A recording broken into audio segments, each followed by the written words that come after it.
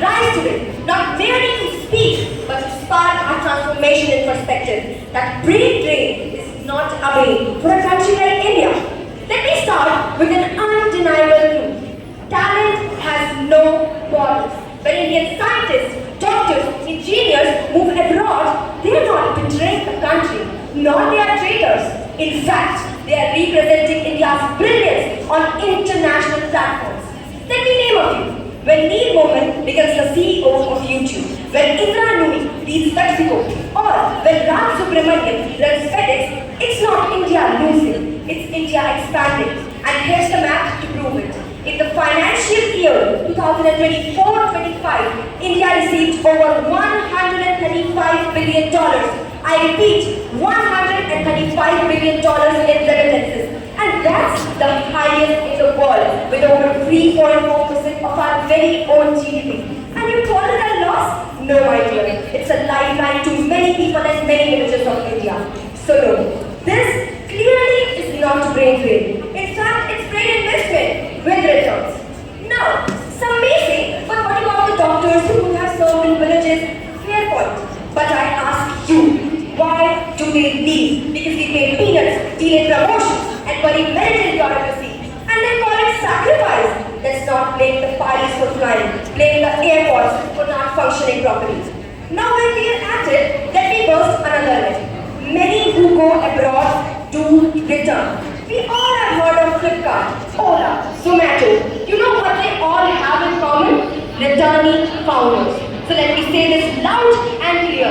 The problem is not that brains are leaving. The problem is when we fail to give them a reason to stay. If our country lacks opportunities, fair pay, or quality research infrastructure, then why blame our youth for seeking growth elsewhere? In fact, our goal should be to make India so dynamic and so progressive that talent willingly returns and contributes. As APJ Abdul Kalam once said, success is when your signature turns to an autograph. And right now, Indian minds are achieving that on international platforms. So why mourn it? Celebrate that, because every signature out there has written India all over it. They may have left with suitcases, but they returned with vision. You may call it brain drain, but I call it India's brain drain. Thank you. A tree cannot grow if all its seeds die away. Respected judges, worthy opponents, and my dear audience. Today I, court number 30, stands firmly against the motion which claims brain drain is not a bane for a country like India. And I say this not with pessimism, but with the conviction that when the best minds leave the country, the soul of the nation weakens. Let's begin with a simple question. If our brightest minds leave, who is here to build India? My opponent quoted success stories of Indians leading global companies such as Boon of YouTube, Indra Nooyi of Mexico, and yes, those are achievements, but let's be clear, those are India's losses and another country's gain, because their brilliance help build foreign GDPs, they help power foreign innovations, they help drive foreign universities. No one is actually here to look after India. My friend argues that this is a brain investment with returns, but please allow me to burst another myth.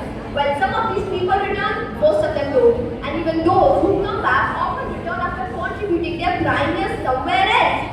Moving on to the doctors and engineers, India invests heavily in subsidizing their education with premier colleges, premier colleges such as AIIMS and IITs. But once trained, they often leave the country. We pay for their education and another country gets the benefit. Is that not the direct drain of our resources? My opponent quoted that don't blame the pilot, blame the airport. But does that mean leaving the aircraft mid-air? Instead of helping us fix our system, they decide to walk away from it. And let's not forget the culture and emotional drain. Families get scattered. Young children grow up idolizing foreign countries as their only route to success. If we really want to see India rise, we must retain our best minds, not celebrate the departure. Because if all we do is celebrate, sooner or later there will be no one here left to celebrate with. In conclusion, brain drain is not a personal choice, it's a national crisis. The day our country is in need of doctors, engineers, the major lack of talent will be a setback that our country cannot afford. So yes, brain drain is a bane, and until we fix this leakage, no amount of recognition will make up for the damage done. Jai Hind, Jai Bharat.